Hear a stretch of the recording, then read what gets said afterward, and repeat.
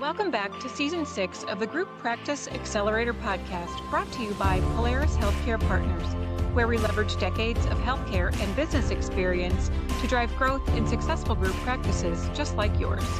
If you're a healthcare entrepreneur and you're interested in building, scaling, or exiting your group practice, you've found not only the industry's leading resource for business education, but a team of trusted advisors dedicated to helping you achieve and exceed your goals.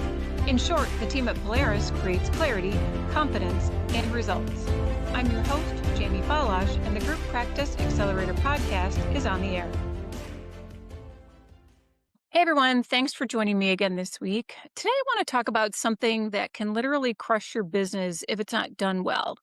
And it presents us with a little bit of a dichotomy. It's simultaneously vague, yet really specific. It can either make your organization disjointed, creating constant turnover, and lead to a downtrend in business value, or it can turn into a machine that runs really smoothly, and it can help increase revenue, retention, productivity, and your bottom line. And it's a word that we all throw around, and that's culture. We've all heard people talking about their culture and their opinion about how their business has, I'm air quoting, great culture, but rarely do we hear that word defined. And what's more, I think owners seldom understand how it affects their business. Some may even feel that talking about culture makes them appear overly flexible or without any real control over the relationship between their business and its people, or maybe even overly salesy in terms of recruiting. And owners typically go from what they know firsthand, what they've lived in their own day-to-day, which is understandable. But we also know that this is often not enough to get a really good handle on the three things that we all need to wrap our heads around. And that is what culture is, what it's not, and how do we use it to grow our business. And in order to really use it, we first need to kind of peel off that fluffy layer around the term culture. And to help us do that, because he sees how culture impacts healthcare practices, I have Adin Bradley here with me today, Polaris Fractional COO and Strategic Consulting Executive. Adin, welcome back to the show. Thanks, Jamie. Great to be back. Good to have you as always. We always have a great discussion, and I'm sure today will be no different than the others because I have questions around a recent LinkedIn post you did. So I wanted to get you on here and see if we can sort of dive into this culture thing a little bit, if you don't mind. Yeah, love to. Okay, so your post said a lot of healthcare leaders think that strong culture equals being soft, and it doesn't. Can you go into that a little bit? What does that mean, really? Yeah, I got a lot of feedback on this, which is really good because I think we often define it differently, and we think that it makes us quote unquote soft, when in reality what we are is creating some stability. So, culture in a group dental practice setting isn't abstract. It's one of the most sort of powerful performance levers you have because it directly influences the behaviors that drive revenue, cost, and scalability. And if you think of culture as the multiplier on your operating model, the same strategy with a different culture, better culture, Mhm. or worse culture drives very different outcomes. So it's one of the biggest performance levers in a multi-site organization. Yeah, that makes sense. Well, before we get any further, why don't we first define culture? And I'll let you do that because you see this day in and day out with your clients. So I'll let you start with your definition of culture. Yeah, so I define it one way in my mind, and I kind of looked at different definitions. And the one that I really thought was the most impactful is that culture is really a shared set of behaviors, values, and expectations within everyday actions, right? That determine how we deliver patient care, how teams interact with each other, and how decisions are made across all locations. That's really what your culture is. Is it one of inclusivity? Is it one of micromanagement? Is it one where people are not empowered? And that really makes a determination of what your culture is. And what I did add is that it's not what you write on the wall, because you can write anything. It's really your behaviors, your values, and what you do every day. That is who you are. That's your culture. It's not one of those live, laugh, love stickers that No, But no, no, it's not that. It's not the smiley face from Forrest Gump when he wipes his face. It's not any of that stuff, you no, know? definitely not, definitely not. Well, you mentioned performance levers. So, Mhm. why don't you tell us a little bit about how culture can be a performance lever? Because I feel like you have a lot to say about that. Yeah, I think that when we think of the levers that we pull, we think of clinical philosophy, team behavior, and environment. What is our leadership style like? Is it transparent versus top down? Do we really enhance the patient experience? Is it like relationship based with the patient, or is it transactional? Meaning, is it driven by dollars? That'll drive people away. And then what's the decision making framework? Like, are we making decisions in the short term because we're desperate? Or are we willing to put stable processes in place that will yield dividends down the road and allow us to scale? So, the best group practices align their culture around three things, and then the fourth is achieved. One is just doing the right thing clinically every time. Mhm. The second one is taking care of the team. I mentioned the team in particular because when the team feels empowered and like they're cared about, that transcends into the patient experience. And then how we execute operationally. Does everyone know what their position is? Do they define it the same way? There's no ambiguity. And then when you do all of those, Jamie, profit follows. Now, if you try to do it from the bottom up, focusing only on profit, you will start to like, cut corners. You will do things in a near term. You kind of negotiate against yourself. I'm just going to do it this one time when you know it's not the right decision. And then the culture erodes, and then it basically devolves into something that gets you further away from your goals. Yeah, that makes sense. So, if we're going to break that down a little bit, in fact, from your post, strong culture is one of the biggest performance levers in a multi site organization. I think we can all agree on that. Now, I know you see this in your practical day to day. What do you see? Like, what are some of the recurring themes that you see over and over? So, great question. And it always gets, your questions always, get me thought provoking here. I it plays out over and over, and it's generally a common denominator in why owners call us because something's missing in their organization. They just cannot put their finger on it. Like, when I was one or two offices, things were great. Now I'm six and seven, and the wheels are coming off because we have not been able to scale processes, clinical excellence, culture, which is specifically what we're talking about. So, those leaders, the owners, founders, and principals that prioritize trust, clinical autonomy, which is a big one, and team alignment over short term decisions and production build stronger organizations. And, I made a comment to you one time where what you do today, those one offs become precedent. And a strong culture and a good leader means sometimes saying yes and or no, knowing that that is what's going to be precedent. And I always say the team members are watching. So I'll give you a perfect example. I see this where we have someone who's been there a while. They kind of want like an exception to a rule, right? And I always say if you say yes, that is your new policy. That is your new precedent. Because if you say no to the next two or three people, they are going to refer back to that instance where you made an exception. And that exception down the road is going to cost you. Now, is that in every case? No, because there's exceptions to the exceptions. But in the grand scheme of things, if it really is only solving for the individual and it's not in the best interest of the organization and it's going to increase the burden on others, a good culture and good leadership makes tough decisions. And with that should accompany the why. I'm using this in air quotes if we don't show this part. The why. Okay. We can accommodate that because, or we can't accommodate that because. People may not always agree with the tough decisions, Jamie, but if they at least understand and we are transparent, they can respect it. That makes sense. And to me, this sounds like having good boundaries, right? Mhm. Protecting your peace while you keep some structure in place, but there has to be room for growth and flexibility. Like if you've been doing something, and here's one of my pet peeves, well, we do it this way because we've always done it this way. Right. No, if there's a better way, let's explore it. Does it work? Is it scalable? Can we measure it?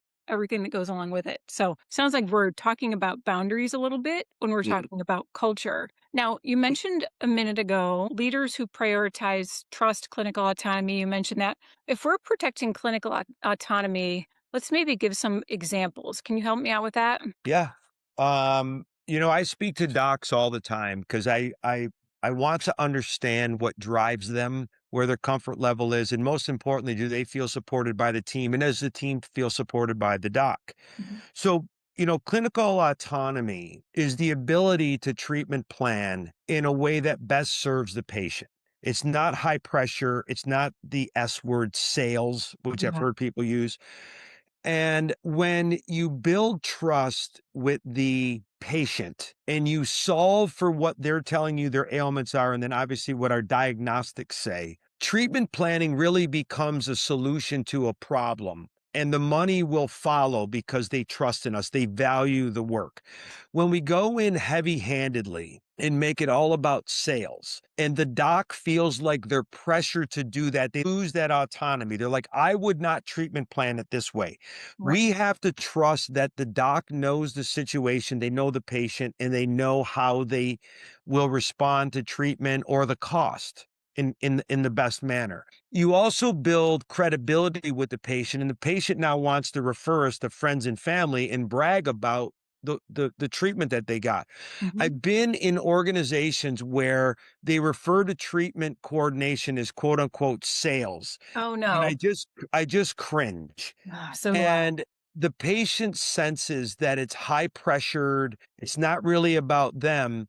And here's what I tell one of the favorite groups that I love working with are treatment coordinators, and I say this all the time.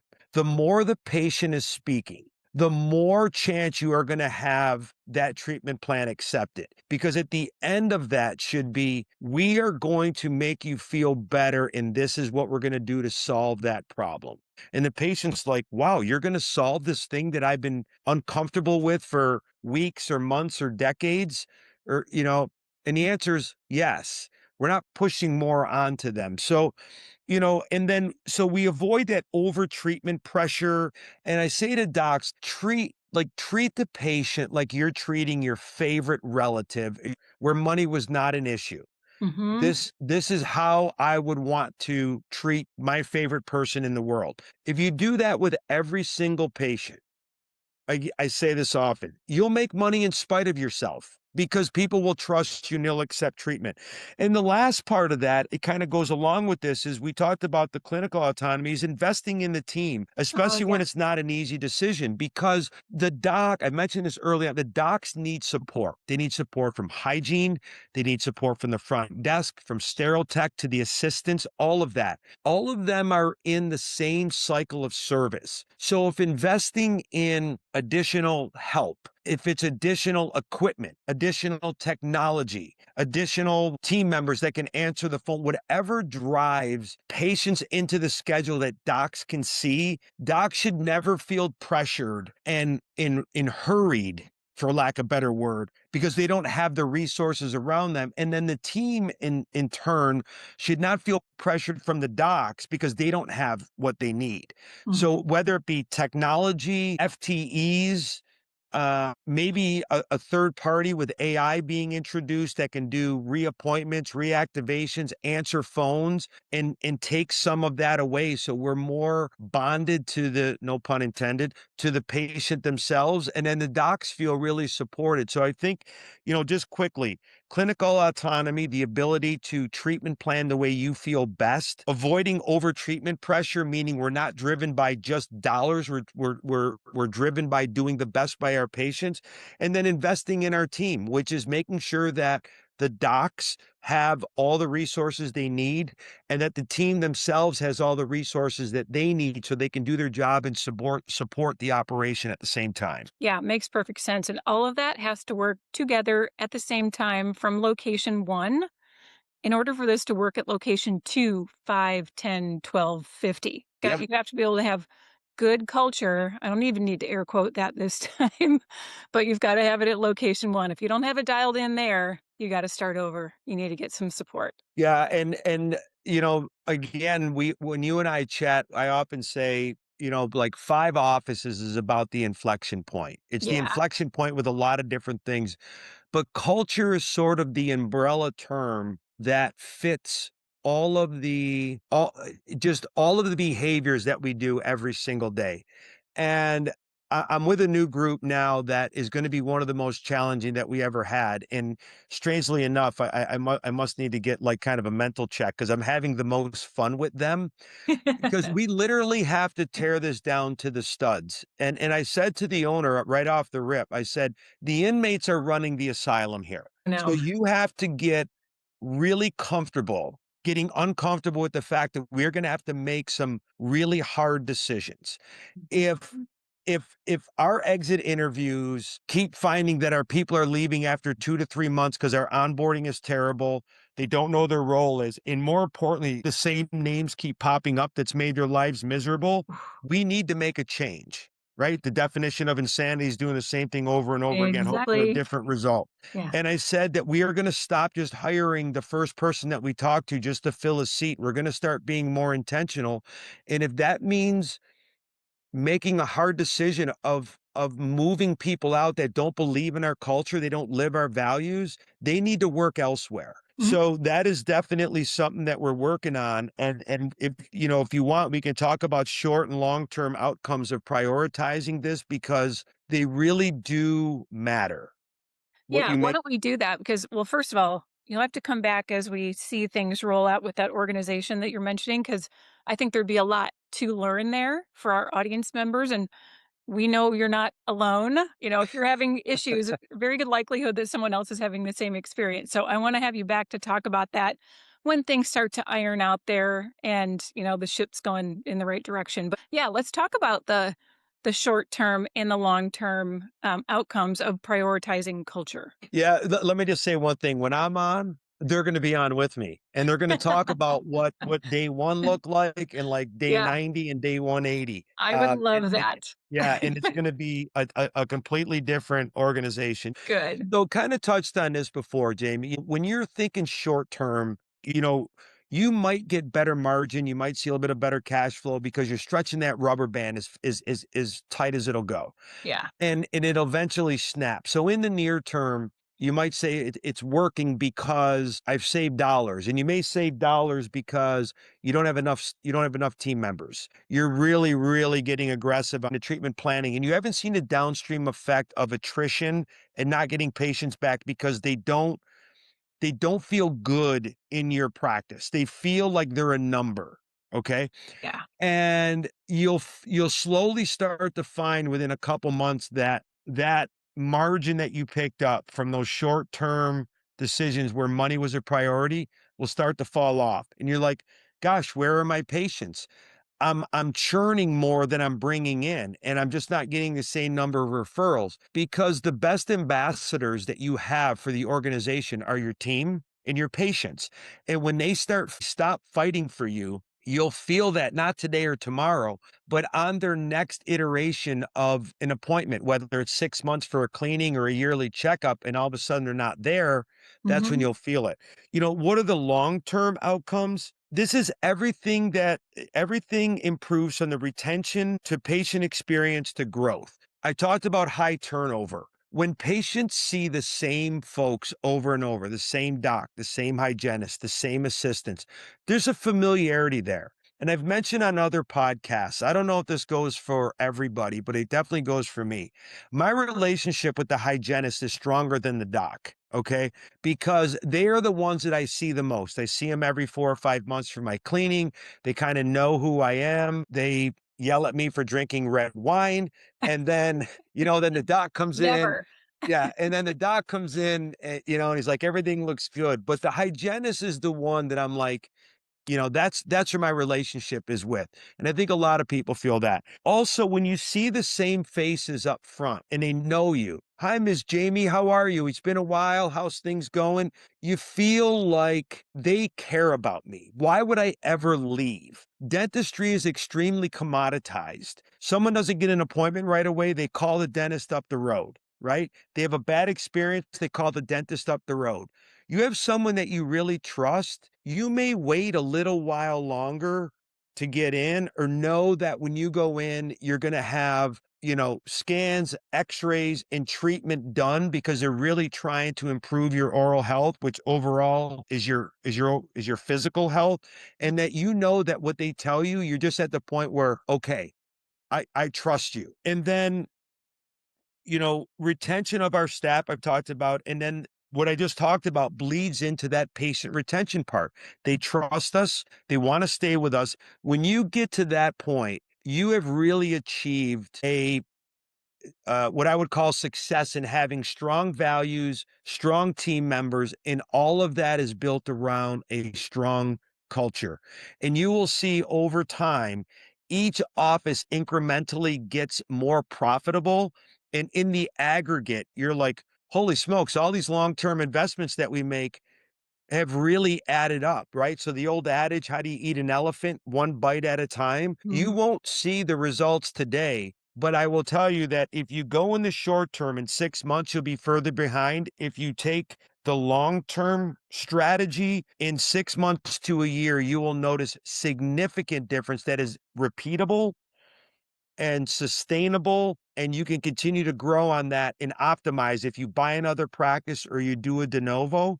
Or more importantly, if you decide to monetize your business, this makes you exponentially more valuable because you are lessening risk for a potential partner. Oh, yeah. If you're going to sale, this has to be nailed down. But I'm going to jump back to patient experience and that trust factor.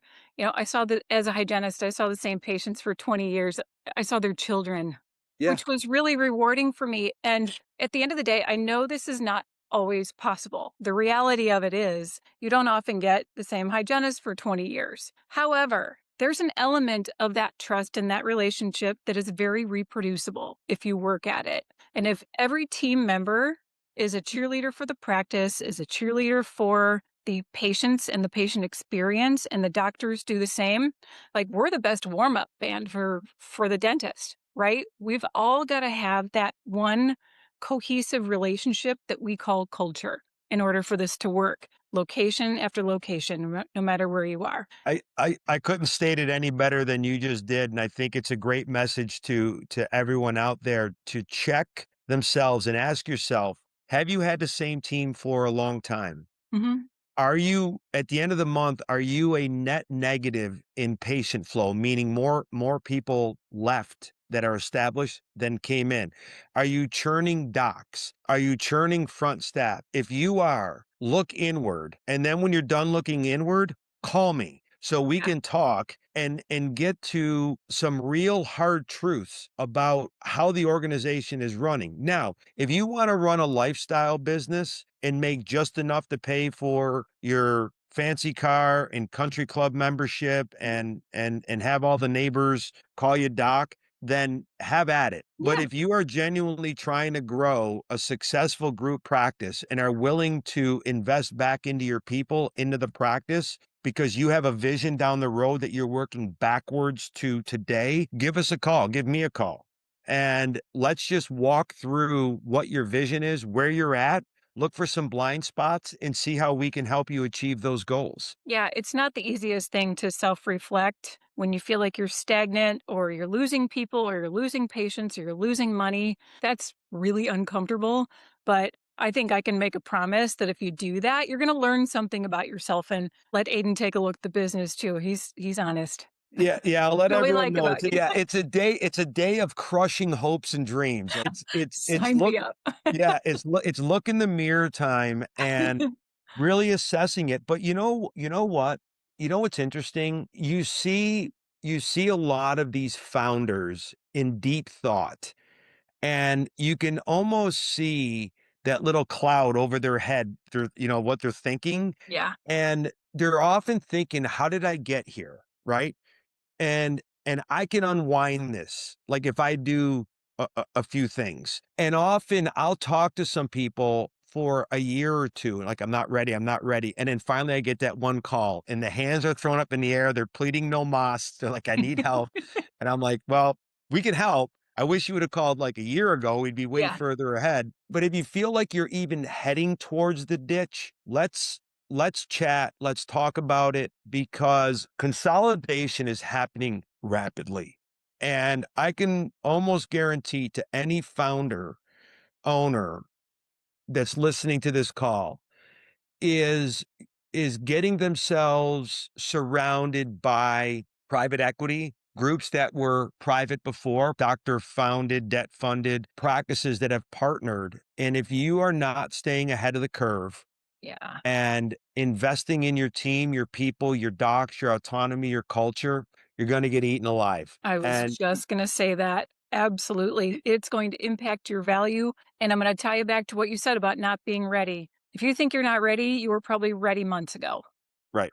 You have Yeah. to be ready now if you're thinking of making a move because it will impact your value. There is no doubt about that, and we have seen groups that have actually had to delay that really did wanna monetize it, had to delay to fix some major issues because our role as M&A advisors is to get top dollar and Sure. then, ultimately a premium. And the way to do that is to make sure that you have created operational and clinical efficiencies to the point where you are at max value and you become really attractive to the market. What you don't want to be is a distressed group that someone's going to pick Mm, you up really cheap and then they are going to gain all of the upside that you left on the table.